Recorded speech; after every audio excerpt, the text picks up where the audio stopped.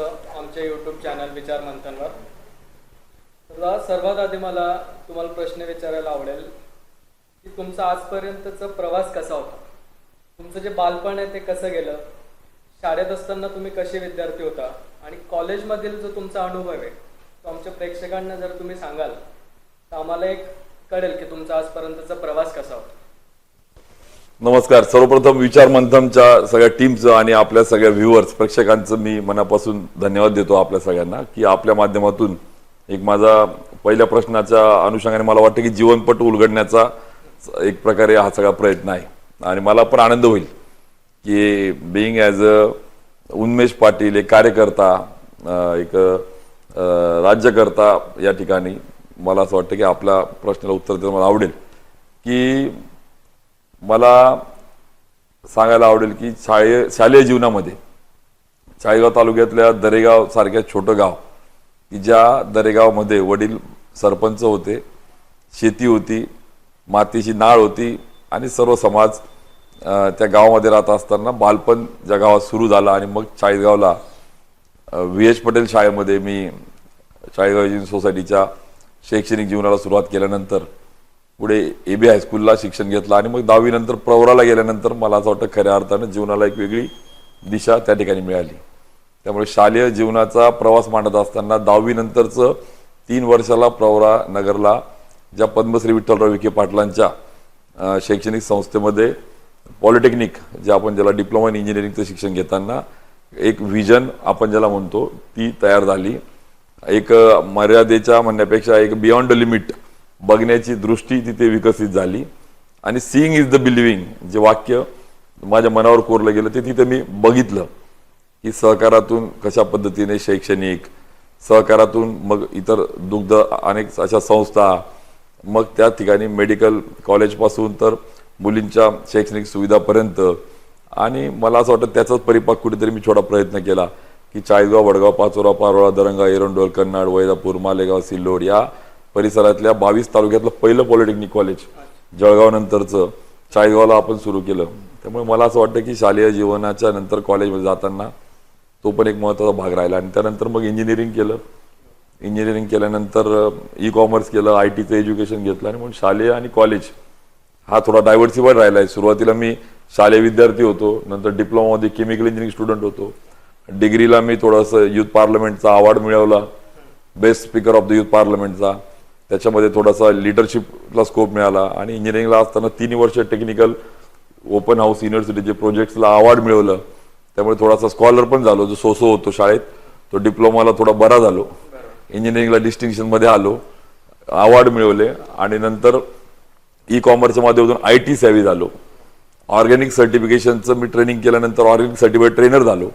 त्यामुळे शेती, माती आणि पर्यावरणाची नाळ जुळली आणि त्यानंतर तसं बघितलं तर विद्यार्थी कायमच असतो, माणूस आयुष्यभर शिकतच असतो आणि नंतर मग chemical engineer into IT engineer into agriculture into social engineering आणि social engineering into political engineering असा प्रवास सुरू आहे.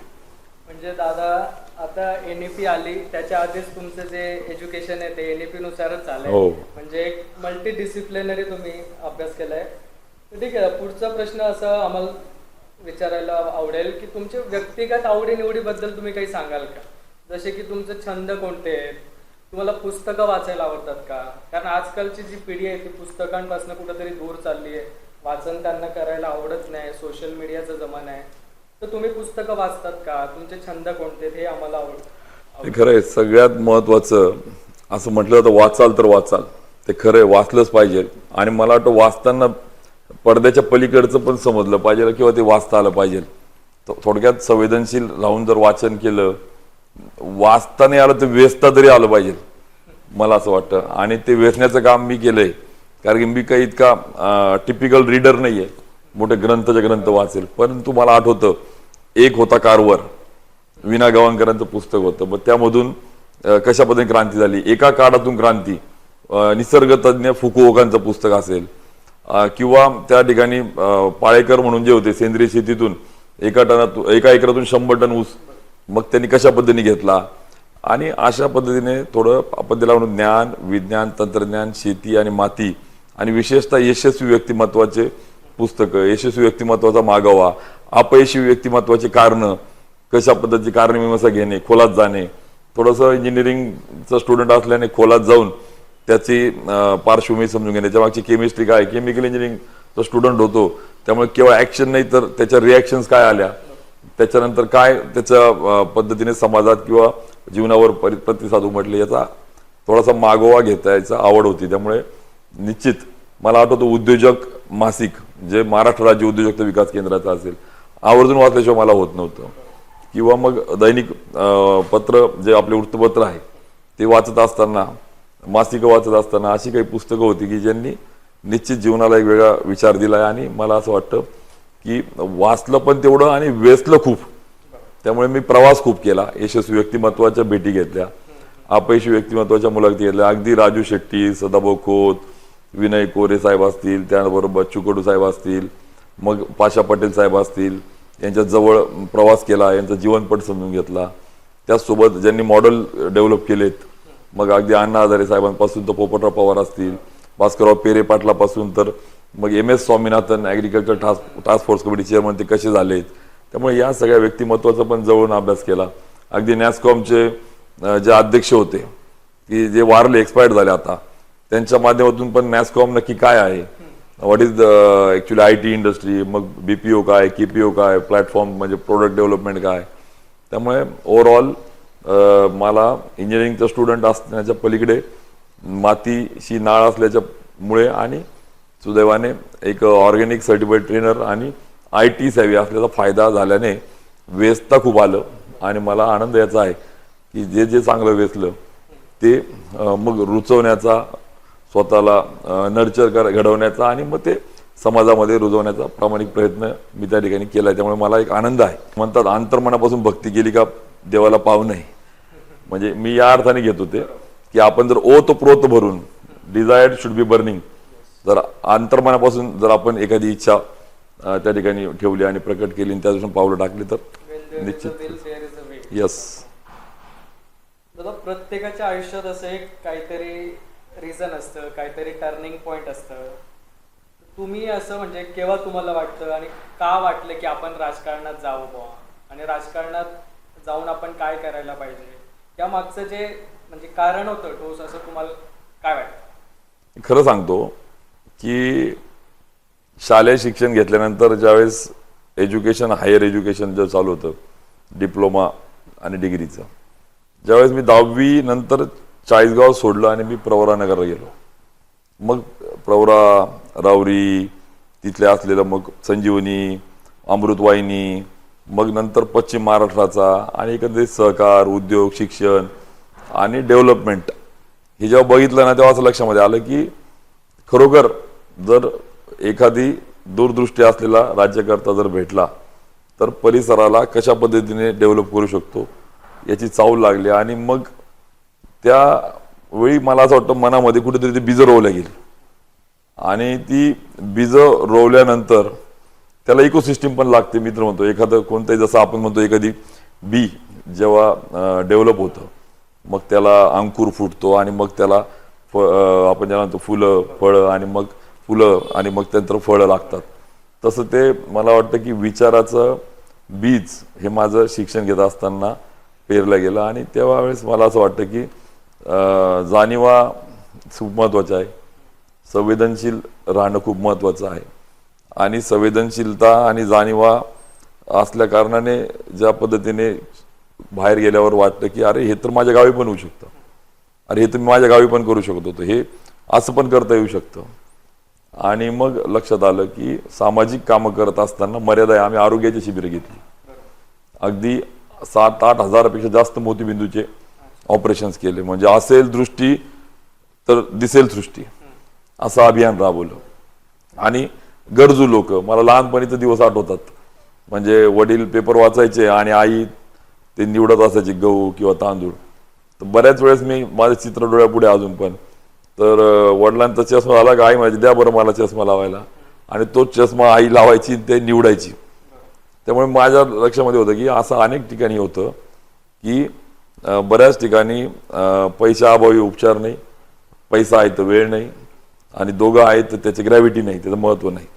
आणि त्याच्यातून मग मी आरोग्याच्या साठीचा एक उपक्रम सुरू केला. असेल दृष्टी तर दिसेल सृष्टी. आणि मला 8-9 हजारपेक्षा जास्त मोतीबिंदू, अगदी आम्ही छोट्या मोठ्या ट्रस्ट ज्या होत्या त्याच्या पलीकडे कांतालक्ष्मी असेल, नाशिकच्या ज्या ट्रस्ट आहेत त्याच्या पलीकडे जाऊन अगदी पद्मश्री लहाने पाटील जे आहेत, लहाने साहेब, डॉक्टर लहाने, त्यांना देखील आणलं आम्ही इथे. वेगवेगळ्या ट्रस्टच्या माध्यमातून कार्यक्रम उपक्रम घेतले आणि वेगळ्या पद्धतीने जेव्हा बघत होतो तेव्हा लक्षात आलं की अरे मी स्पर्धा परीक्षेचं अभियान राबवलं, मी अंधारातून प्रकाशाकडे एक अभियान राबवलं, मी रचनात्मक आंदोलनं केली, मी कार्यकर्ता होतो, मी कुठे राजकारणात नव्हतो. एक पदयात्रा काढली, बेलगंगा सुरू झाला पाहिजे, कारखाना सहकार टिकला पाहिजे यासाठी. कुठल्याही पद्धतीने नाही. आता काही विरोधक भांडवल करतात, तो भाग सोडू आपण त्याचा. मी कधी विरोधक किंवा लोक काय म्हणतील हा विचार नाही करत, माझ्या मनाला उत्तर देतो. आणि त्यावेळेस मी प्रामाणिक प्रयत्न केला की हा टिकण्यासाठी काय करता येईल, कारण की तो पूर्ण राईट्स बँकेला होता. पण मी प्रयत्न केला, माझ्या मनाला उत्तर देतो. मी प्रयत्न तर केला, मी घरात नाही बसलो. आणि त्या सगळ्या माध्यमातून ह्या सगळ्या बघितलं की अरे सोशल वर्कला मर्यादा आहे. आणि मग सोशल वर्क करत असताना जर पॉलिसी मेकर झालं तर चांगलं काम करता येईल. माझ्या डोळ्यापुढे अजूनही चित्र आहे चाळीसगावचं. ज्या वेळेस मी जायचो पंचायत समोर एक लोखंडी जिना होता आणि तो चढून एक 2 खोल्याचा दवाखाना होता जिथे OPD सलाईन लावू शकत नव्हता. आणि तिथे माझ्या तालुक्याचं म्हणजे आताची लोकसंख्या 5.5 लाख आहे, तेव्हाची 3.5-4 लाख. त्या तालुक्याचं आरोग्याचं ते संकुल होतं. आणि मी म्हटलं कसं घेणार या 1.5 रूममध्ये, म्हणजे गोरगरिबाला सुविधा नव्हत्या. म्हटलं बस सामाजिक कामाला मर्यादा आहे, किती दिवस उत्साह असेल, किती दिवस ट्रस्ट असतील, किती दिवस CSR मिळेल. त्यामुळे कोणाकडे किती पैसा असला तरी सामाजिक कामाला मर्यादा आहे. त्यामुळे पॉलिसी मेकर झालं चांगलं करता येईल काम. आणि मग मला आठवतं की आमदार झाल्यानंतर महात्मा फुलेंच्या नावानं आरोग्य संकुल उभारलं. का की प्लेगमध्ये महात्मा फुलेने आपलं स्वतःचं सावित्रीमाईने स्वतःचं मूल त्या ठिकाणी दगावलं प्लेगच्या साथीमध्ये. मग महापुरुषांचा जय जयकार करण्याविषयी कृतीने अंगी करता येईल का? कारण की एकतर महात्मा फुलेंचा पगडा माझ्यावर ज्या अर्थाने होता की आपण ज्याला म्हणतो की शेतकऱ्यांचा आसूड इंग्रजांविरुद्ध लढताना तो पण परिणाम होता. आणि दुसरा हा पण होता की हा विचार, मग आपण महात्मा फुलेंचं नाव त्या ठिकाणी दिलं. आणि मला आनंद याचा वाटतो की being as a policy maker, जर चांगली पॉलिसी, चांगल्या योजना त्या ठिकाणी केल्या तर मोठं काम जे सामाजिक कामातून मर्यादित होऊ शकतं ते राजकारणातून होऊ शकतं. आणि आज स्थायी स्वरूपाचं पिढ्यानपिढ्या त्या ठिकाणी उभं राहील असं आरोग्याचं संकुल उभं राहिलं. आणि मला वाटतं की आज कोविडमध्ये 65,000 लोकांनी वॅक्सिनेशनपासून तो उपचार घेतला. त्यामुळे ते जर नसतं तर कदाचित तंबू टाकावं लागले असते, इकडे तिकडे पळावं लागलं असतं, इतर तालुक्यात हाल झाले, ते आज आमचे झाले नाही. त्यामुळे मला असं वाटतं की राजकारणात यामागचा हेतू जो होता तोच होता की वेचणे, संवेदनशील राहणे आणि सामाजिक काम करत असताना जाणवलं की पॉलिसी मेकर म्हणून गेलं तर लॉंग टर्म आणि कन्सिस्टंट आणि सस्टेनेबल शाश्वत होऊ शकतं. आणि म्हणून राजकारणात येण्याची आतून ओढ निर्माण झाली. ना की पैसा. 3 प्रकारचे राजकारणात लोक येतात माझ्या ऑब्झर्वेशननुसार. मला आवडेल आपल्या विचारमंथनाच्या माध्यमातून सांगणार की एकाला काय वाटतं माझा आजोबा, माझे काका, माझे बाबा, माझे वडील होते म्हणून मला आमदार व्हायचं. दुसऱ्याला काय वाटतं माझ्याकडे पैसा आला गल्लट्ट, मग मला आता मानपान पाहिजे म्हणून मला आमदार व्हायचं, दुसरा असतो. आणि तिसरा जो असतो तो खऱ्या अर्थानं मग त्याला परिस्थितीच्या आणि त्या ठिकाणी काहीतरी करण्याच्या ध्येयाने, काहीतरी त्याला गोल, ॲम्बिशन, मिशन तो करतो. मला वाटतं तिसऱ्या प्रकारातला मी कार्यकर्ता त्या ठिकाणी आहे. दादा, तुम्ही आताच विविध महापुरुषांचं नाव घेतलं की त्यांचं तुमच्या आयुष्यावर खूप प्रभाव आहे असं. तर एक असा प्रश्न मला विचारावासा वाटतो की तुमचं आदर्श कोण?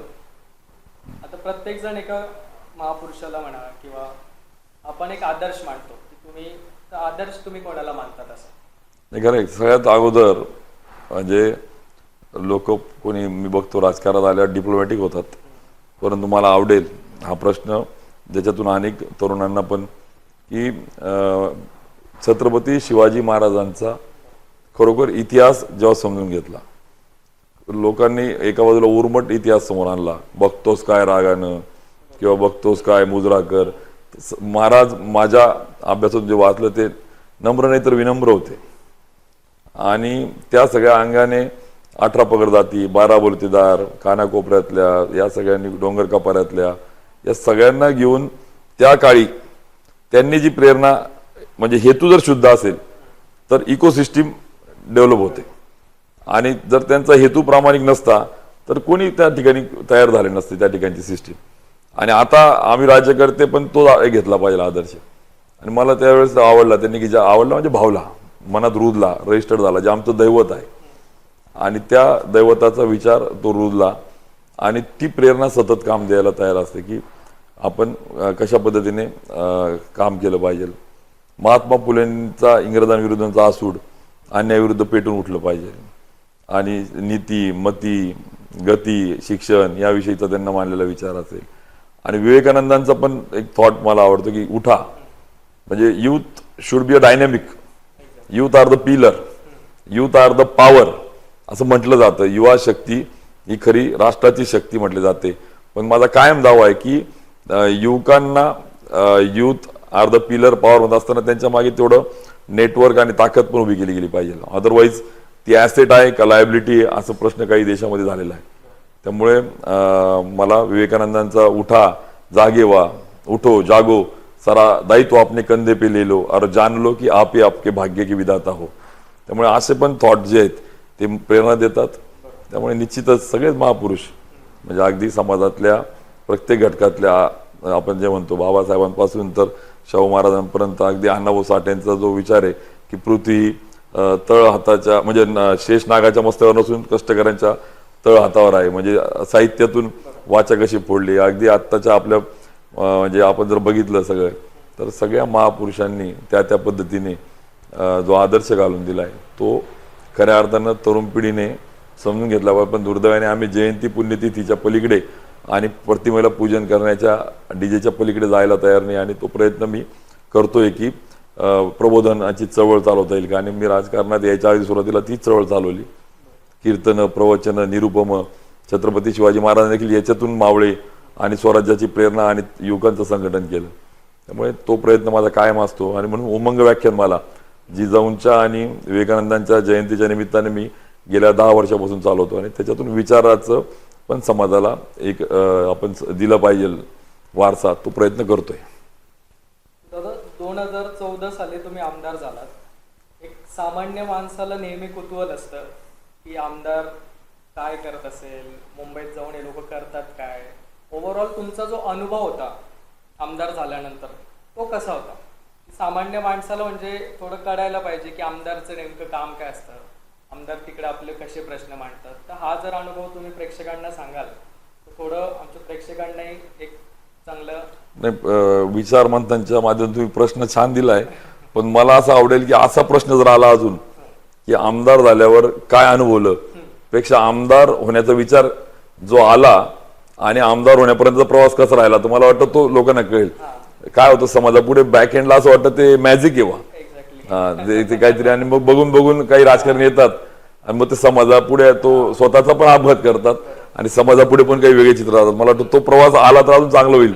तुमची परवानगी आली तर तो प्रवास मला वाटतं दिला पाहिजे. कारण की मला आठवतं अजून पण की 2000ला मी BE झालो इंजिनिअरिंग. आणि इंजिनिअरिंग झाल्यानंतर मी इमिजिएट ऑर्गॅनिक फार्मिंग सर्टिफिकेशनचं ट्रेनिंग केलं.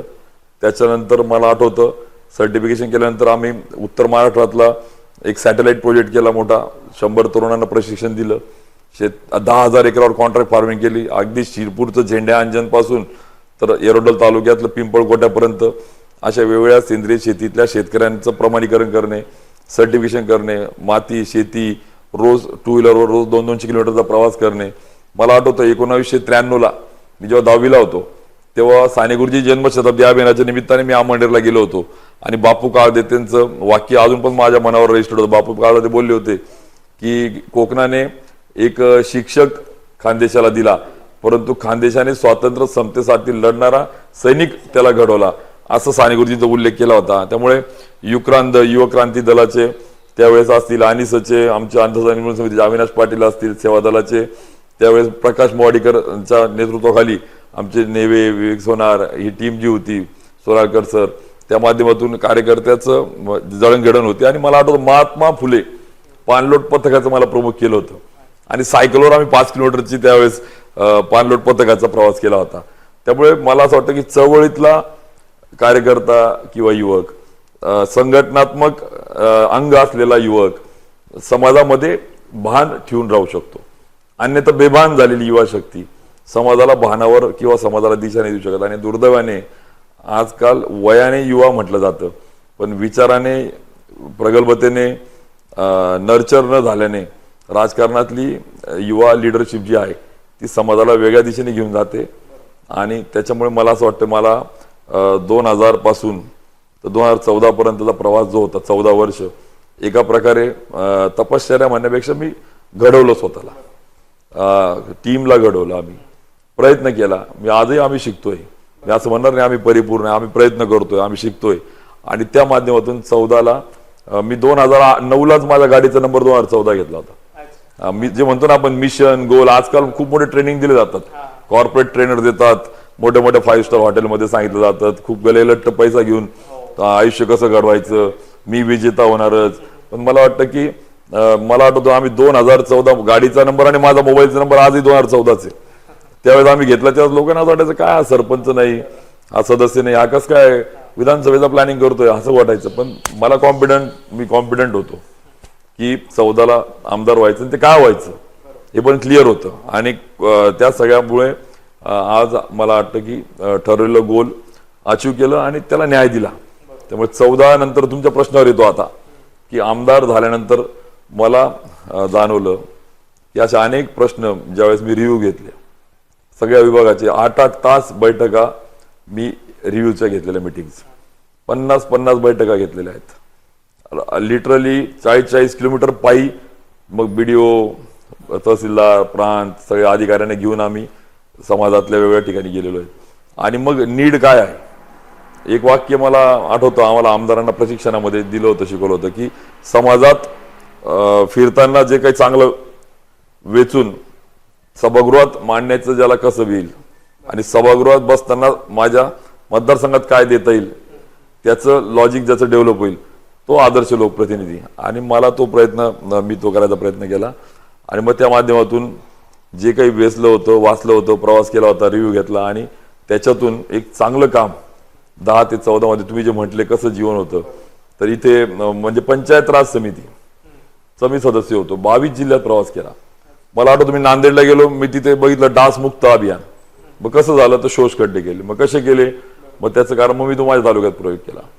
मला आठवतं मी विदर्भातल्या काही जिल्ह्यात गेलो, मला कळलं मनरेगातून क्रांती होऊ शकते. निधीसाठी इकडे तिकडे फिरतात सरपंच सदस्य आणि केवळ आमदारांचा निधी आणि घेणे त्याच्या पलीकडे विकास नाही वा असं काही चित्र आहे. पण मी आमदार झाल्यावर एकेका गावात 2-2, 3-3, 4-4 कोटी रुपयाचे कामं मनरेगातून आम्ही केले. तालुक्यात नाहीतर जिल्ह्यात नाहीतर देशात सगळ्यात जास्त गाय गोटे मनरेगातून आपण दिले ते रेकॉर्ड आहे आज.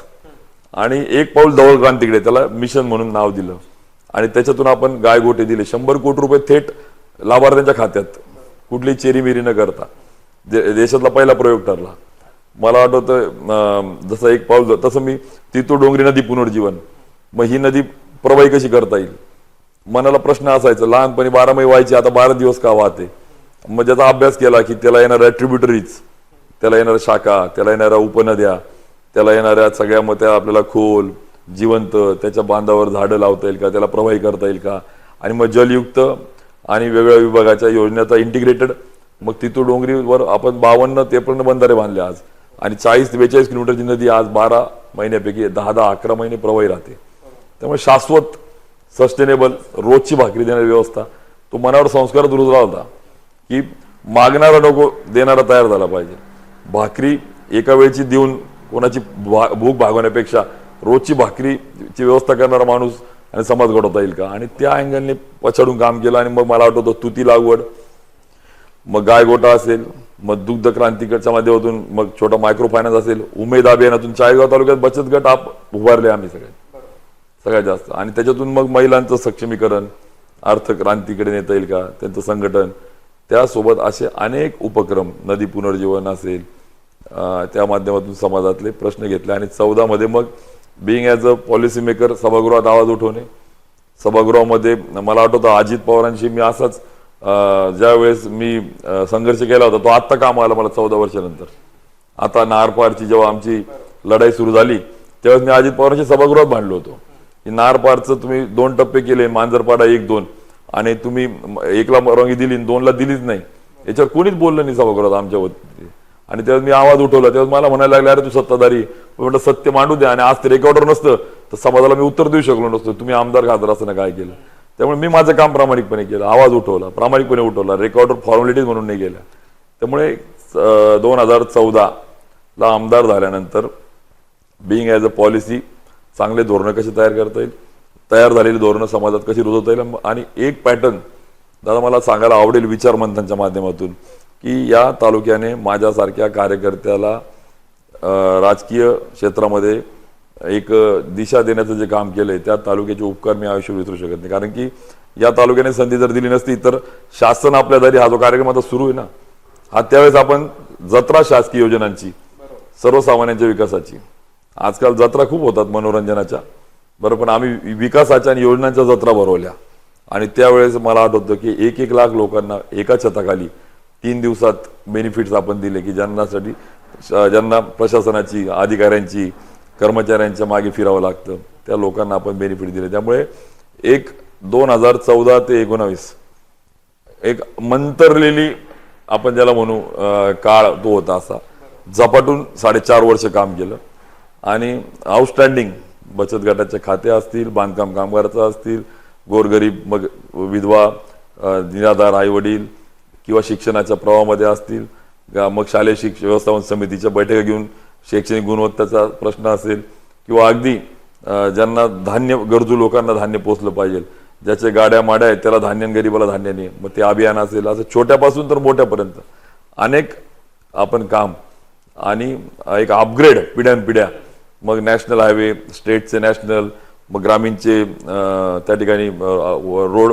अपग्रेड करणे, जे आमचे तीर्थ क्षेत्र आहेत केवळ त्या भावनेशी नाही घेतात, ते डेव्हलप कसे करता येईल, असं सर्वांगीण विकासाच्या दृष्टिकोनातून. आणि सगळ्यात महत्त्वाचं गेल्या 40 वर्षातलं जे आमचं दैवत आहे छत्रपती शिवाजी महाराज, त्यांचा अश्वरूढ पुतळा असला पाहिजे अशी मागणी होती, अनेकांचे प्रयत्न होते. पण मला आनंद वाटतो की तो देखील आपण यशस्वी प्रयत्न केला आणि छत्रपती शिवाजी महाराजांचा अश्वरूढ स्मारक पण आम्हाला उभारता आलं. त्यामुळे असे सगळ्या कामाच्या माध्यमातून 14 ते 19 एप्रिलला मला तर लोकसभा लढावं लागली, पण या 4-4.25 वर्षामध्ये एक चांगलं आउटस्टँडिंग काम करण्याचं प्रयत्न त्या ठिकाणी केला आहे. दादा तुम्ही एवढे जर कामं केले, सगळं तुमचा ट्रॅक रेकॉर्ड जर चांगला होता, मग तुम्हाला मुंबईमधनं दिल्लीला का पाठवलं? हा महत्वाचा प्रश्न. कारण काय की ताईंचं तिकीट कापून तुम्हाला तिकीट दिलं, या मागचं नेमकं कारण काय की मुंबईहून दिल्लीला पाठवलं, आणि दिल्लीत आलेला अनुभव तुमचा कसा असेल ते आम्हाला थोडं सांगाल? मला आता असं वाटतं जो आपला विचार मंथनच्या माध्यमातून तुम्ही घेत आहेत, आता खरोखर लोकांचा विचार घेऊन मंथन होतं याच्यावर, कारण की हा प्रश्न सगळ्यांच्या मनातला आहे, सगळ्यांच्या मनातला आहे. आणि मला आनंद यायचा याची मॅनेज इंटरव्ह्यू नाही होती, नाही तर आजकाल असं असतं ते मॅच फिक्सिंग चालते ती, बाबा रे हे प्रश्न घेऊन ते विचार. त्यामुळे मला आवडतंय की हा जो प्रश्न आहे माझ्या मनात तेच होतं की एखाद्या मतदारसंघाला डेव्हलप करायला एक 12-15 वर्षाचा कालावधी जर असला तर त्याच्यामध्ये ड्रास्टिक चेंज करून सस्टेनेबल ज्याला म्हणतो शाश्वत विकासातून एक चेंज पिढ्यानपिढ्या आपण जो गरजेचा तो करू शकतो. मग तो शेती असेल, तो सिंचन असेल, तो रोजगार असेल, तो शिक्षण असेल, तो अगदी म्हणजे आपण ज्याला सक्षमीकरण महिलांचा म्हणू शकतो, युथला एक चांगला संस्कार आणि त्याला देण्याचा असेल, आणि लॉंग टर्म इश्यूज जे होते पेंडिंग ते करण्याचा असेल. त्यामुळे तो प्रयत्न माझा होता, म्हणजे खरोखर एक स्वप्न बघितलं होतं आणि त्या दृष्टीने पावलं टाकली, कृती केली आणि काही अचीव केलं आणि काही राहिलं होतं. म्हणून माझी इच्छा होती की आमदार व्हावं, ना की मला समाजात मिरवायला आमदार व्हायचं होतं. मी कायम एक वाक्य बोलतो, माझ्या जीवनाचं जे म्हणतो आपण साध्य नाहीये मला आमदार खासदार होणं, ते गोल म्हणता येईल पण साध्य नाही म्हणता येणार, ते साधन होतं. हा ते साधन होतं, it's a instrument, it's a tool to develop and to do the task, to develop the actually constituency. मग त्या अँगलने माझं ते होतं. पण दुर्दैवाने पक्षाचा आदेश आला वेळेवर, मलाच कळत नाही ते कोड अजून, पण आता उमरलं मला थोडंसं.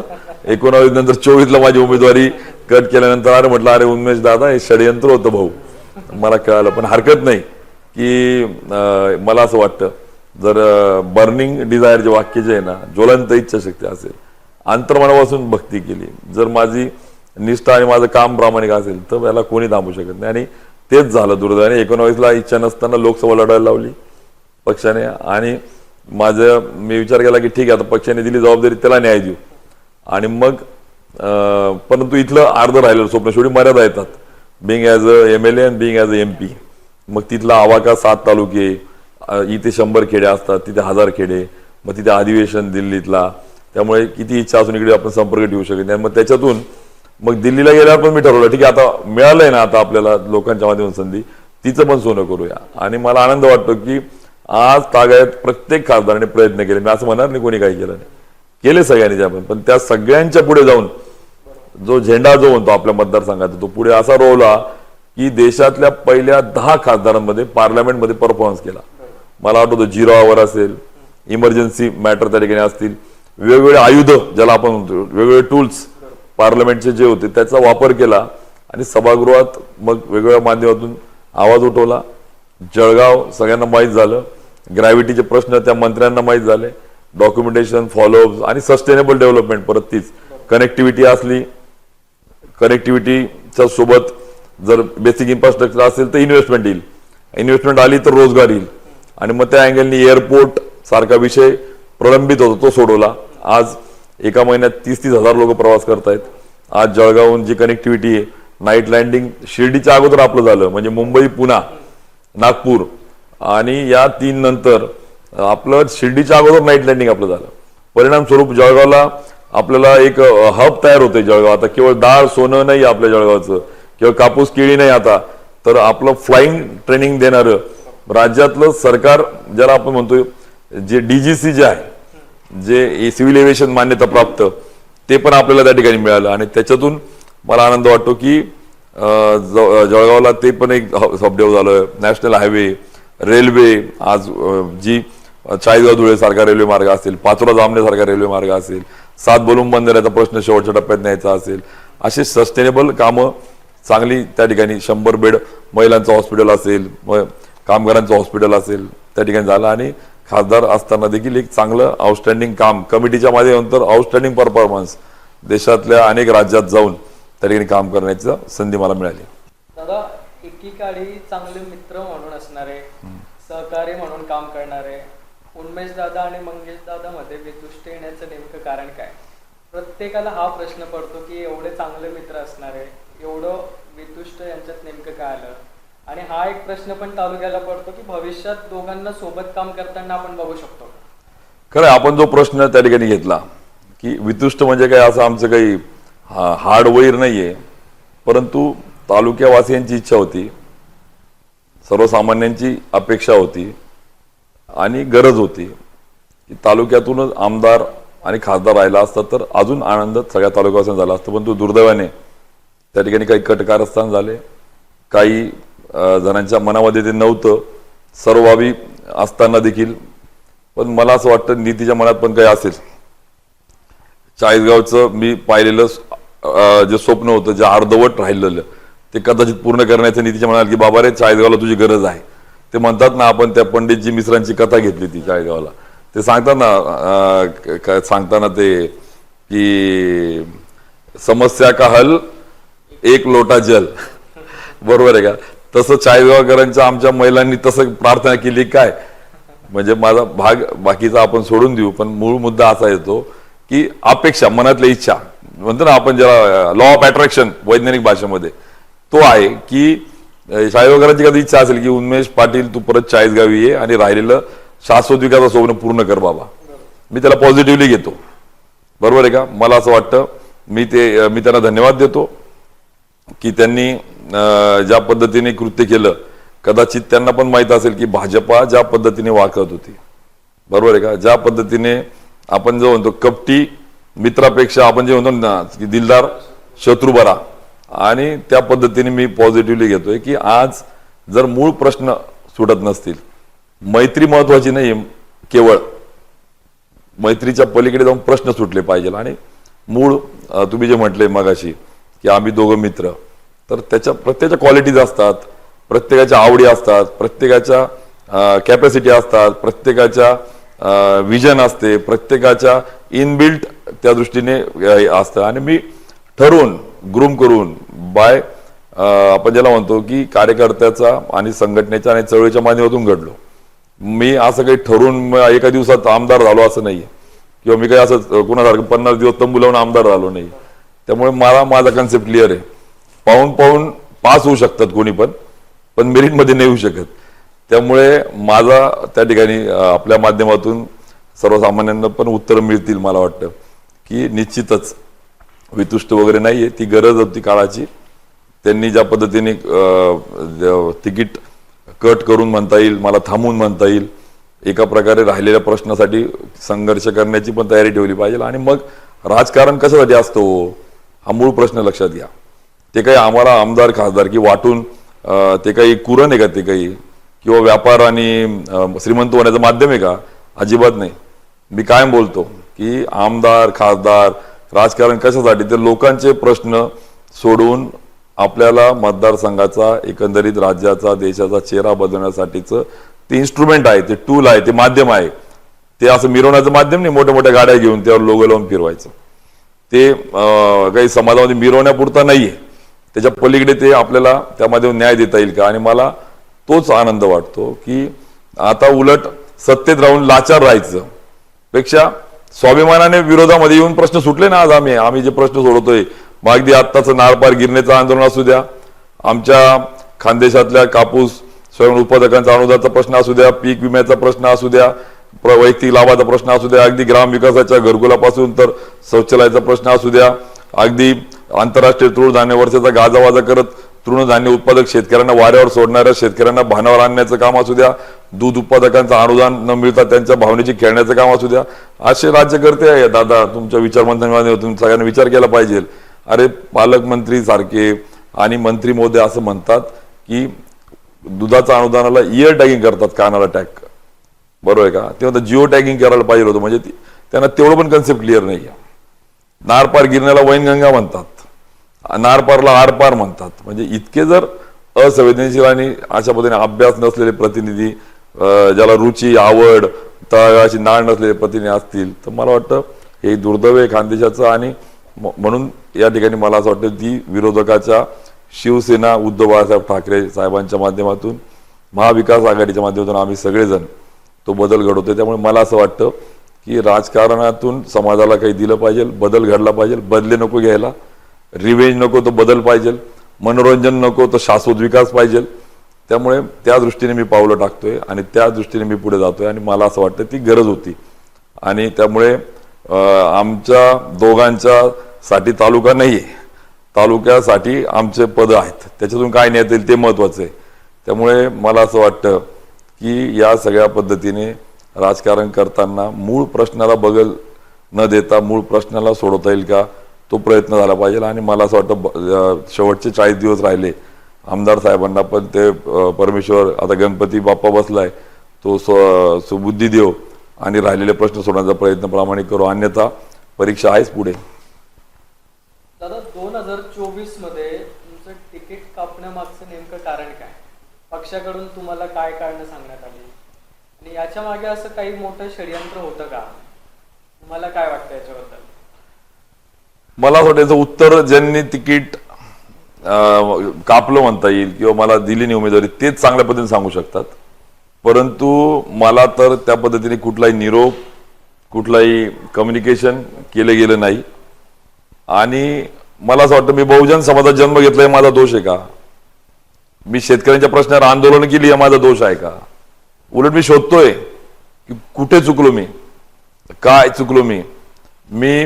पीक विम्याच्या संदर्भात आंदोलनं केली, जवळजवळ हजारो कोटी रुपयाचा विमा की जो दुर्लक्षित केला जात होता, जो ट्रिगर्स आपण ज्याला नॉटी शर्तीत बसत नव्हता तो आपण त्या ठिकाणी अभ्यासपूर्व पद्धतीने मिळवला.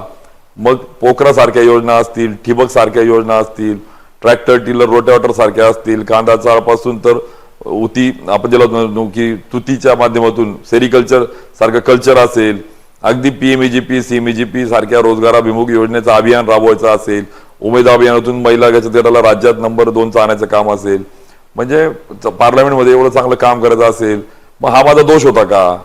मला काही कळत नाही. आणि मला तर असं काही नाही कोणासारखं दूध संघाचं चेअरमन केलं होतं का, मला कोणाचं मी काही त्या 65,000 कोटीचा सिंचनाचा घोटाळा केला होता का, मी काही कोणाचे त्या ठिकाणी करप्शन करून माझं साडू पाहुणे कुठे ठेवले नव्हते पैसे कमवायला. असं तर काही दोष माझा नव्हता. का कापला हा मोठा प्रश्न आहे मला. मी पण शोधतोय त्याचं उत्तर की असं का केलं वा, बरोबर आहे का? मी तर काही असे बायकोच्या नावाने जसे जामनेरमध्ये जलसंपदा मंत्री असताना बायकोच्या नावाने वेगवेगळ्या पद्धतीने भूसंपादन पैसे काढून घेतले, बरोबर आहे का? कशा पद्धतीने शिक्षकाचा मुलगा करोडपती होऊ शकतो, 42 गुंठ्यातला मालक असलेला मुलगा 1000 कोटीचा मालक कसा होऊ शकतो, असं तर मी काही झालो नाही. मी आजही भाड्याच्या घरात आहे, असं नाही मी खोटं 15 वर्षापासून भाड्याच्या घरात कालही होतो, आजही आहे, असं नाही काही नाही. 2 पैसे मी पण कमवले, पण ते कमवलेला पैसा कशा पद्धतीने खर्च करायचा, समाजोपयोगी कामाला द्यायचा ते केलं. पण मला असं वाटतं की मी पण शोधतोय की मी काय 1000 कोटी कमवले नाही म्हणून मला उमेदवारी कापली, कमी मोठे मोठे बंगले बांधून समाजाला मोठ्या मोठ्या आलिशान गाड्या घेऊन समाजाला फसवलं नाही म्हणून का माझी उमेदवारी कापली, कमी मागे मागे रीदी करण्यात कमी पडलो म्हणून का माझी उमेदवारी कापली, कमी लेके आहो छोडके आहो कोणाच्या व्यवस्था करण्यात कमी पडलो, कुणाला काही मोठे मोठे गिफ्ट द्यायला कमी पडलो म्हणून का उमेदवारी कापली. मला पण कोड आहे साहेब, मी पण शोधतोय, ते मिळेल ते कोड उत्तर बघू आता. पण अजून भरपूर लोकांची तिकीट कापले होते, जसे की विनोद तावडे असतील, आताचे जे प्रदेशाध्यक्ष असतील, तर त्यांचं पक्षाने काहीतरी पुनर्वसन केलं. विनोद तावडेंना केंद्र संघटनमध्ये घेतलं, यांना प्रदेशाध्यक्ष केलं. तुम्ही थोडी घाई नाही केली का असं पक्ष बदलण्यासाठी? थोडी अजून जर वाट बघितली असती तर? एकदम खरं आहे तुम्ही जे म्हणतात की राजकारण हा प्रोजेक्ट नाही की जो स्टिप्युलेट टाइम मध्ये झाला पाहिजे त्याला गेलं. राजकारण मी पुन्हा एकदा सांगेल की it's a tool, it's a instrument, ते माध्यम आहे, ते साधन आहे आपल्याला चेंज करण्यासाठी. पण या सगळ्या पद्धतीमध्ये आता ज्या तावडेंना ज्या मतदारसंघाने 90,000 मतांनी निवडून दिलं, ते दुसऱ्या दिवशी जाऊन मुंबई दिल्लीत काम करायला लागले क्लरिकल. तुम्ही जॉबर आहात का? तुम्ही MD आहात का? तुम्ही CEO आहात का? तुम्ही एका कॉर्पोरेट कंपनीचे एम्प्लॉई आहात का? मग ठीक आहे, तुम्ही जर कॉर्पोरेट कंपनीचे एम्प्लॉई असाल तर मुंबईत जाऊन क्लरिकल कामं करत बसा, याद्या वाचणे. त्यामुळे पुनर्वसन करणे हा एका बेनिफिशरीचा विषय राहू शकतो. मी बेनिफिशरी नाही माझं पुनर्वसन करायला पाहिजे, किंवा मी एखादी प्रोजेक्टचा भाग नाही की माझं पुनर्वसन केलं पाहिजे. अरे माझे काही गोल आहेत, माझ्या मतदारसंघाच्या काही अपेक्षा आहेत. इथे नारपार गिरणार नाही, इथे 7 बंधारे नाही, इथे निम्नतापी नाही, इथे तरुणांना रोजगार नाही, MIDC 5 वर्षात एक उद्योग नाही, शाश्वत कामं नाही. मग इथल्या किंवा मूलभूत जबाबदाऱ्या ज्या अंगाने मी लोकांना कमिट केल्या आहेत त्या आणि त्याचा पाठपुरावा आणि त्या अनुषंगिक जबाबदारी सोडून मी कुठेतरी जाऊन बसणे उचित आहे का? आणि म्हणून मला असं वाटतं की मला कुठेतरी पुनर्वसन करून पद घेऊन कोपऱ्यात राहून लाचार होण्यापेक्षा स्वाभिमानाची लढाई बरी. बरोबर आहे का? आज घ्या त्यांचे मत, काय त्यांचे मन आहे विचारा त्यांना. पुनर्वसन ज्याला म्हणतो आपण त्याला काय मिळालं, लोकांनी निवडून दिलं होतं त्यांना, काय त्यांनी दिलं राज्याला, काय त्यांनी त्यांच्या मतदारसंघातल्या लोकांना केलं. आणि त्यामुळे मला असं वाटतं की या सगळ्या बोलायची भाताने बोलायची कडी आहे.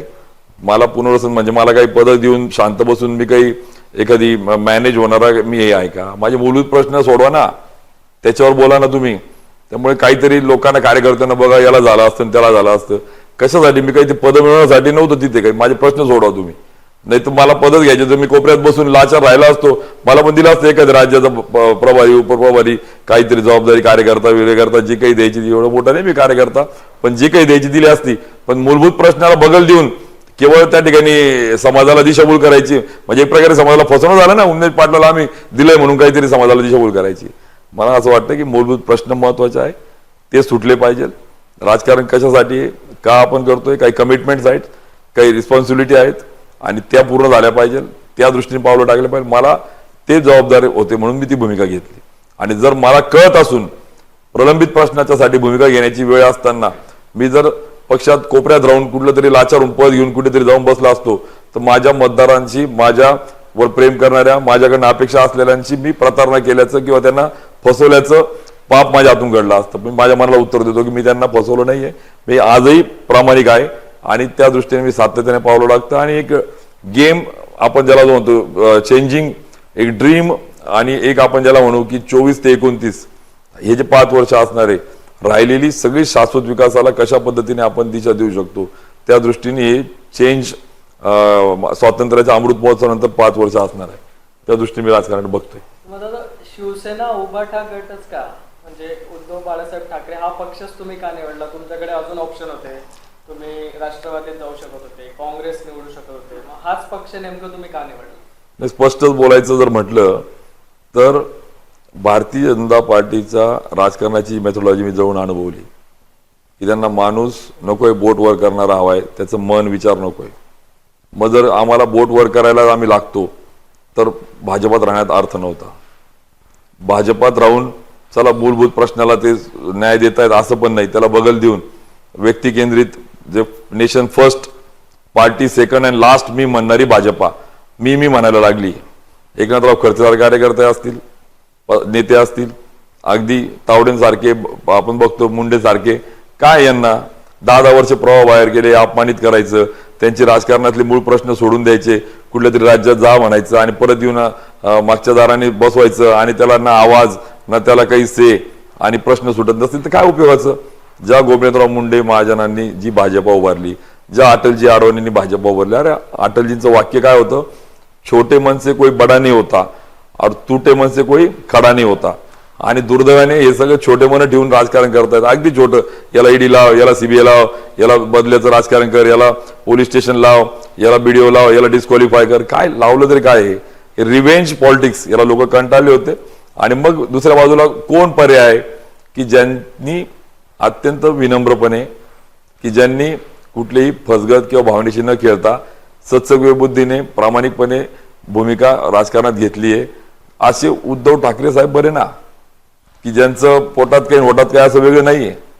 इथे तुम्ही बघितलं की कालपर्यंत बावनकुळे प्रतिजात घेऊन सांगत होते की देशातल्या सगळ्यात चांगलं काम केलेला खासदार तुम्ही दिला आणि दुसऱ्या बाजूला उमेदवारी देण्याचे कारण पण सांगत नाही.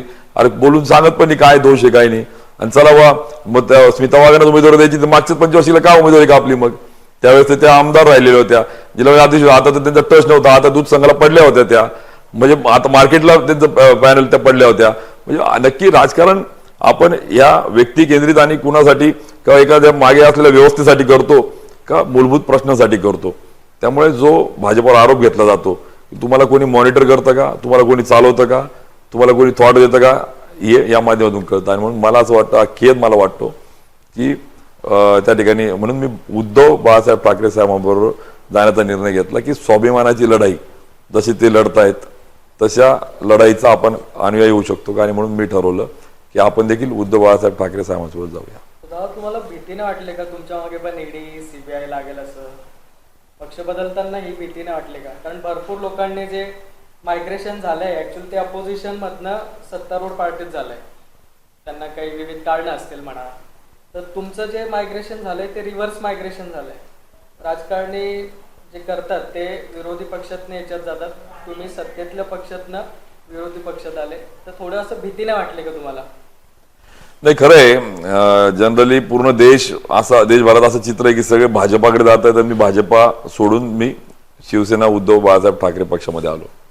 त्यामुळे मला आपल्या माध्यमातून क्लिअर करायला आवडेल, मलाही प्रयत्न केला ना, गिरीश महाजन भाषणातून बोलले, दिसेल, धमकी द्यायचा प्रयत्न केला, परंतु माझा कन्सेप्ट क्लिअर आहे. जर माझा हेतू शुद्ध आहे आणि जर मी त्या पद्धतीने राजकारणामध्ये आलो कशासाठी आहे, मूळ प्रश्न जे ते सोडण्यासाठी, त्यामुळे मला असं वाटतं या प्रश्नांचा मी विचार केला नाही. त्यामुळे ईडी सीबीआय या चौकशी त्यांनी प्रयत्न केले नाही असं काय नाही, प्रयत्न केले, परंतु त्यांच्या हातात काही लागलं नाही. आणि दुसरं खोटे नाटक करायचा प्रयत्न केला तर त्यांना कळत होतं की समाज देखील तेवढा सजग झालेला होता. समाजातले सगळेच पक्षाच्या पलीकडे जाऊन सगळेच तेवढेच सजग होते. त्यामुळे त्यांना कळत होतं असा काही प्रयोग केला तर तो अंगलट येईल. त्यामुळे अजून तर काही प्रयत्न केला नाही, पण तरी चालू आहे, प्रयत्न करत राहतात. पण आमची तयारी आहे, मी पण वाट बघतोय, टाका जेलमध्ये मी चुकलो असेल तर काही. आताच लोकसभा निवडणूक होऊन गेली, त्यात शिवसेना उद्धव बाळासाहेब ठाकरे गटाकडनं करण पवार यांनी निवडणूक लढवली. तर याच्यात आमचा प्रश्न असा की तुम्ही स्वतः का नाही निवडणूक लढवली आणि जे करण पवारांचा जो पराभव झाला त्याच्या मागचं तुम्ही नेमकं कारण काही विचार मंथन त्याच्यावर केलं का? आणि जे विरोधक नेहमी त्यांच्या भाषणांमध्ये जे आरोप करायचे की करण पवारांना जे बलिका बकरा बनवलं बा, तर यात किती तथ्य आहे? करण पवार बली आपण ताकदवान आहे का बकरा आहे, बरोबर आहे का, हे आता काळ दाखवेल. आणि राजकारणात मला असं वाटतं स्वतःसाठी, बरोबर आहे का, स्वतःतल्या जवळच्या आपण ज्याला तो घरातल्यासाठी तर सगळेच प्रयत्न करतात. पण जर एखादी युवा कार्यकर्ता नगराध्यक्ष राहिलेला, त्याला बॅकग्राऊंड आहे, असं जर इच्छा प्रकट करतोय राजकारणात येण्याची, स्वतः भूमिका घेण्याची, तर का म्हणून त्याच्या मागे नको राहायला. आणि म्हणून आम्ही ती भूमिका घेतली. आणि राहिला प्रश्न अपयश का आलं, तर त्या मागचं कारण जर बघितले तर मला वाटतं अपयश नाही हे यश आहे. कारण की जे पैशाच्या आणि सत्तेच्या माध्यमातून दहशत आणि मतदारसंघाला ज्या पद्धतीने डिस्टर्ब करतात, ग्रीप घेतात, विकत घेतात, ती सगळी शक्ती आम्ही जळगावात यांना धरून बसलो. यांना जळगाव सोडता आलं नाही, बरोबर आहे का? जे जे गिरीश महाजनांपासून तर सगळेच. आणि परिणाम स्वरूप आमचं धुळे फ्री झालं, नंदुरबार फ्री झालं, दिंडोरी फ्री झालं, नगर फ्री झालं. आज उत्तर महाराष्ट्रात जे बदल झाले ते यांना तिकडे जायला आम्ही पूर्णपणे यांना पूर्ण इथेच रोखण्यास आम्ही पूर्णपणे यशस्वी झालो. आणि दुसऱ्या बाजूला 4.25 लाख मताच्या लीडने मी आलेलो होतो. त्यामुळे 2.5 लाख मताचा लीड कव्हर करायचा होता. या उलट आता लंके साहेबांचा वगैरे आपण बघितलं तर 1,60,000चा लीड होता फॉर एक्झाम्पल. किंवा ज्या भारतीताईंचा लीड होता, ज्या बगरे साहेबांना लागणार होती मतं, तो 60,000 1 लाखाचा लीड लागणार होता डिफरन्स. इथे 2.25 लाख मतं लागणार होती. त्यामुळे तो पण होता. आणि या उलट तिकडे खूपसं केडर नव्हतं भाजपाचं, दिंडोरी किंवा नंदुरबार किंवा नगर इकडे केडर होतं भाजपाचं. त्यामुळे इथून मुळासकट काढून फेकायला थोडा वेळ लागणार आम्हाला. त्या ठिकाणी 4.5 लाखाचा लीड कव्हर करायला, तरी आज आम्ही 1.5-2 लाखाचा लीड कव्हर केला. पुढच्या वेळेस काय दगडावरची रेष आहे की इथला खासदार हा महाविकास आघाडीच्या माध्यमातून होणार. त्यामुळे निश्चितच या सगळ्या संदर्भात साधनांचा मोठा वापर झाला, जनशक्ती विरुद्ध धनशक्तीचा वापर झाला, प्रचंड दहशत शासकीय कर्मचाऱ्यांवर वापर झाला, आमच्या बचत गटांच्या भगिनींवर दबाव टाकला गेला. दादा, तुम्ही मागे गिरणा परिक्रमा केली होती खासदार असताना. त्यानंतर अलीकडेच तुम्ही नारपार प्रकल्पासाठी जलसमाधी आंदोलन पण केलं. याबद्दल तुम्ही काय सांगाल प्रेक्षकांना? हा जो प्रकल्प आहे नेमके काय आहे, याचा उत्तर महाराष्ट्र वगैरे साठी कसा फायदा आहे, याबद्दल तुम्ही काय सांगाल? नाही, नार पारचं अर्धनग्न केलेलं आंदोलन हे असं नव्हतं की आम्ही झोपेतून उठलो आदल्या दिवशी सकाळी उठून आंदोलन केलं. बऱ्याच जणांना विरोधक त्याची खिल्ली उडवायचा प्रयत्न करतात, परंतु वास्तव जे आहे की गेल्या 14 वर्षापासून आम्ही गिरणा खोऱ्यासाठी लढा देतोय. आमच्याच मतदारसंघाला तितू डोंगरीचं आम्ही पुनर्जीवन केलं. परिणाम स्वरूप आज जी नदी 12 महिने व्हायच्या अगोदर प्रवाही होती ती 12 दिवसावर आलेली पुन्हा 11 महिन्यावर आम्ही प्रवाही केली. परिणाम स्वरूप सिंचन वाढलं, बागायती आणि चांगली नगदी पिकं वाढली. त्याच पद्धतीने आम्ही गिरणेचा देखील प्लॅन केला. लोंढे वरखेड बॅरेज 500 कोटीचा परिपूर्ण तांत्रिकदृष्ट्या पाठपुरावा करून तो वेळेत पूर्ण केला. आणि लोंढे वरखेड बॅरेज गिरणेवरचं गिरणा डॅम ते रामेश्वर या 186 किलोमीटरमध्ये पहिला बॅरेज ठरला की जो 75 वर्षात त्या ठिकाणी झाला. अन्यथा एकही मोठा बॅरेज त्या ठिकाणी झाला नाही. या पलीकडे जाऊन 7 बलून बंधाऱ्याचा परिपूर्ण आराखडा पूर्ण करून शासनाकडे दिला, पण त्याला मान्यता दिली नाही. आणि मग नार पार गिरणा हे यासाठी होतं की गिरणा हे 54 वर्षात आमचं 14च वेळेत भरलं. 40-40 वर्ष ते धरण भरत नाहीये, अतितुटीचं खोरं आहे. आणि वेऱ्याच गिरणेवर मग पांजणडावा कालवा असेल, जामद्याचा आमचा कालवा असेल किंवा आमचा दहीगावचा निम्न गिरणा कालवा असेल, 2.5 लाख एकर ओलिताखाली आणणारी कालवा आणि वितरण व्यवस्था त्या ठिकाणी आहे. 22 TMCचं गिरणा डॅमचं आमचं त्या ठिकाणी एस्टॅब्लिश डॅम त्या ठिकाणी आहे. जर तिथे पाणी येत नसेल तर या सिंचन व्यवस्था या सगळ्या त्या ठिकाणी निकामी ठरतात. मग मन्याडला जोडून मन्याड खोऱ्याच्या माध्यमातून असेल, मग लोंढे वरखेडच्या माध्यमातून पाण्याचा प्रश्न असेल, आणि या सगळ्या प्रकल्पाला गती द्यायची झाली तर गिरणीत पाणी आलं पाहिजे. आणि आज जी धुळफेक करतायत की केंद्र सरकार सांगतं की फिजिबल नाही आणि राज्य सरकार प्रकल्पाच्या सगळ्या बाबतीत चेंज करून म्हणजे पाण्याची लिफ्ट करण्याची आणि आडून गिरणीत आणण्याचं कॅपॅसिटी म्हणण्यापेक्षा क्वांटम कमी केला. जो अपेक्षित आम्हाला 30 TMC होता तो 10 TMC आणला. ज्या पद्धतीने क्षेत्र ओलिताखाली यायला पाहिजे ते कमी केलं. आणि मग आज हे फॅक्ट्स आहे की किती पाणी गिरणा डॅम मध्ये येईल हा प्रश्न आहे. आणि मग त्या कालव्याला तर येणार नाही आणि पुढे पण जाणार नाही. मग पिण्याचं पाणी, उद्योगाचं पाणी आणि एकंदरीत सिंचनाचं, कालव्याचं या सगळ्या बाबी जर बघितल्या तर ही धुळपेक त्या ठिकाणी आहे. आणि म्हणून ज्या 400 कोटीच्या प्रकल्पाला 40 वर्ष तुम्ही लावले, मग 7,000 कोटीच्या प्रकल्पाला आम्ही 2,000 वर्ष थांबायची का? हे प्रॅक्टिकली हे धुळपेक आहे, हे सगळ्यांना कळतंय. तुम्ही निम्न तापी जो आमचा प्रकल्प येतो 900 कोटीहून 4,000 कोटीचा 6,000 कोटीपर्यंत गेला, तो तुम्ही करू शकत नाही. तुम्ही शब्द दिला, तुम्ही कॅबिनेटचा निर्णय घेतला, तुम्ही GR काढला, वित्तीय संस्थेकडे पूर्ण ते तुम्ही केलं नाही. आणि म्हणून आम्ही हे आंदोलन करण्याआधी आम्ही त्या ठिकाणी प्रतिकात्मक पुतळे जाळले आम्ही त्याच्यानंतर निवेदनं दिली, त्याच्यानंतर धरणे आंदोलन केलं, त्याच्यानंतर ट्रॅक्टर मोर्चा आम्ही केला आणि मग अर्धनग्न आंदोलन आम्ही केलं. तेव्हा यांना कुठेतरी जाण आले. आणि सगळ्यात महत्त्वाचं, खानदेशातली संवेदनशील असलेली जी बाहेरगावी पाणी नाही म्हणून नोकरी आणि उद्योगासाठी स्थलांतरित झालेल्या कल्याण, ठाणे, मग खानदेश इथपासून तर जलपरिषद पासून तर वेगळ्या संस्था संघटना यांनी आंदोलन सुरू केली. पहिलं आंदोलन कल्याणला झालं दादा, ते जळगाव, धुळे, नाशिक, नंदुरबारला नाही झालं. ते ठाण्यात कल्याणमध्ये झालं की आम्ही घर सोडून आलो. का? पाणी राहिलं असतं तर, सिंचन राहिलं असतं तर तिथंच थांबलो असतो आणि म्हणून आम्हाला बाहेर गावी यावं लागलं. आणि मग त्या खानदेशवासियांनी आंदोलन आधी केलं. आणि म्हणून आम्ही आता ठरवलंय की ज्या खानदेशवासियांच्या भावनेशी खेळण्याचं काम हे भाजपा आणि युतीचं सरकार करत असेल तर त्यांना ठिकाण आणण्यासाठी आम्ही कल्याण, त्या ठिकाणी पुणे, पिंपरी चिंचवड, सुरत, नाशिक या ठिकाणी सभा घेतोय आणि खानदेशवासियांना आम्ही अवेअर करतोय की आपल्याला फसवतायत आणि हे वास्तव जे आहे ते समाजापुढे आणून हे आंदोलन तीव्र करत खानदेशाचा गिरण्याचं खोरं समृद्ध करण्यासाठी आम्ही त्या ठिकाणी लढतोय. संपूर्ण चाळीसगाव तालुक्याला एक प्रश्न पडतोय किंवा संपूर्ण जळगाव जिल्ह्याला एक प्रश्न पडतोय की येणाऱ्या विधानसभा निवडणुकीत आपल्याला मंगेश दादा विरुद्ध उन्मेश दादा असा सामना बघायला मिळेल का? आणि जर हा सामना झालाच तर तुमचे जे प्रचारातील मुख्य मुद्दे असतील ते काय असतील? संपूर्ण चाळीसगावला प्रश्न पडलाय, त्याचं उत्तर मी एका वाक्यात देतो. इथे ही जी निवडणूक असणार आहे ही उन्मत्त, उन्माद, बेभान, उर्मट आणि पैशाच्या माध्यमातून अतिरेक, ज्या पद्धतीने आपण म्हणतोय की पूर्णपणे तळागाळाशी नाळ नसलेल्या पद्धतीने कार्यकर्त्याला लाचार करून मूलभूत प्रश्नाला बगल देत सगळ्यात महत्त्वाचं शाश्वत विकासाऐवजी मनोरंजन सुरू आहे.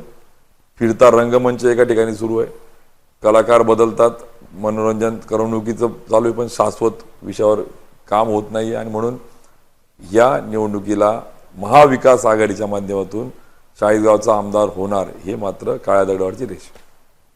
दादा, आम्ही असं पण ऐकलंय की करण पवारांनी चाळीसगावात भाड्याने घर घेतलंय. हो, खरं आहे. करण पवार हे चाळीसगाव फक्त नाहीच तर जिथे जिथे महाविकास आघाडीचे उमेदवार असणार त्यांच्यासाठी ताकद लावणार. आणि विशेषतः चाळीसगावसाठी तर प्रश्नच नाही. ज्या पद्धतीने वाईट प्रवृत्ती थांबवायची असेल तर सगळ्यांना एकत्र यावं लागणार आहे. त्यामुळे पवार आणि पवारांची पॉवर ती काम करणारच इथे. दादा, विधानसभेत जळगाव जिल्ह्यातील मविया तुम्हाला काय वाटतं किती जागा जिंकेल? 11 पैकी जवळपास. आणि ओव्हरऑल जे महाराष्ट्राचं विधानसभेचं तुमचं एक अनालिसिस काय वाटतं की कोणाची सरकार येईल ते एवढ्या जागा येतील? बघा, राजकीय कार्यकर्ता म्हणून जो तो कार्यकर्ता त्या त्या पक्षाची बाजू मांडतो. पण आपल्या विचार मंथनचा मला प्रश्न आणि वास्तव तुमचं आवडलं की तुम्ही ज्या पद्धतीने विचार करून मंथन करून प्रश्नावली तयार करून वास्तव लोकांच्या मनाचा ठाव घेण्याचा प्रयत्न करतायत. खरं तर बघा, राम मंदिर गळतंय, देशातली संसद गळते, भारत मंडपम सारखा देशातला सगळ्यात सर्वोच्च असलेला जो आपण हॉल म्हणतो जो गळतोय, ज्याला इंटरनॅशनल स्टेटस आहे. अरे, वंदे भारत सारखी ट्रेन ज्याच्यात छत्री घेऊन प्रवास करावा लागतोय, छत्रपती शिवाजी महाराजांचा पुतळा कोसळतोय, त्या पलीकडे जाऊन तुम्ही शौचालय, रस्ते, गटर खाल्ल्या पण तुम्ही छत्रपती शिवाजी महाराजांच्या पुतळ्यात देखील विष्ठा खातात. हे जास्त वाईट आहे. आणि म्हणून परिणाम स्वरूप आज आपण बघतोय प्रायोरिटीज चेंज झाल्या आहेत. विधवा भगिनींना मानधन नाही, अगदी रोजगार हमीवर जाणाऱ्या भगिनींचं पगार नाही, शेतकऱ्याच्या ठिबक ट्रॅक्टर टिलरला अनुदान नाही. त्यामुळे प्रायोरिटीज बदलून केवळ 58 महिने तुम्ही सत्तेत होता तोपर्यंत तुम्ही कुठली योजना नाही आणि आता मतांची कडकी आली म्हणून बहीण लाडकी झाली. त्यामुळे हा जो प्रकार आहे हे स्पष्ट दाखवतं. मी यासाठी विश्लेषण केलं की महाराष्ट्रात ही काळ्या दगडावरची रेष की महाविकास आघाडी ही सत्तेमध्ये येईल, यात ती मात्र शंका त्या ठिकाणी नाही. आणि राहिला जळगाव जिल्हा देखील महाविकास आघाडीच्या माध्यमातून जी सत्ता त्यामध्ये येणार आहे त्यात जळगाव जिल्ह्याचं मेजर कॉन्ट्रीब्युशन असेल, यामध्ये देखील शंका नाही. जळगाव जिल्ह्याची जी जबाबदारी आहे ती तुमच्याकडे आहे का? म्हणजे आम्हाला उन्मेश दादा फक्त चाळीसगाव पुरतं मर्यादित असतील की पूर्ण जळगाव जिल्ह्यातील एक नेता म्हणून उदयास येतील? नाही, कार्यकर्ता या नात्यानं जळगावच नाही तर महाराष्ट्रभरातल्या शेतकऱ्यांचे, तरुणांचे, वंचितांचे प्रश्न आम्ही हातामध्ये घेऊन त्या ठिकाणी रचनात्मक काम आम्ही करतोय. आणि जळगाव जिल्ह्याच्या बाबतीत तर महाविकास आघाडीचा घटक कार्यकर्ता या नात्याने आमचं कर्तव्य आहे. महाविकास आघाडीच्या सगळ्या 11च्या 11 विधानसभेला ताकदीने आम्ही मागच्या काळात आंदोलन देखील करतोय, रचनात्मक समाजापुढे वास्तव देखील आणतोय.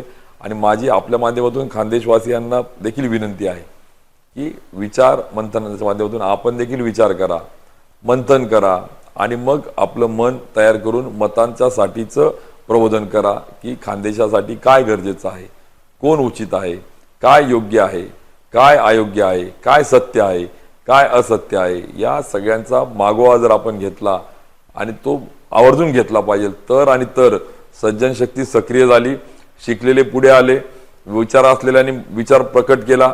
नुसतं मला कळलं माझ्याजवळ ठेवून उपयोग नाही, समाजापर्यंत पोहोचावं लागेल. आणि एक प्रकारे पक्षाच्या पलीकडे जाऊन जर जन आंदोलन म्हणून आपण जर त्या ठिकाणी राजकारणात जर चांगल्या विचाराच्या मागे उभं राहिलो तर खानदेश वाचेल. अन्यथा देशामध्ये खानदेशाचं आज आपण जे चित्र बघतोय ते दिवसेंदिवस ज्या पद्धतीने अधोगती होते त्याला तुम्ही आम्ही जबाबदार आहे की काय, हा प्रश्न पुढची पिढी आम्हाला विचारेल.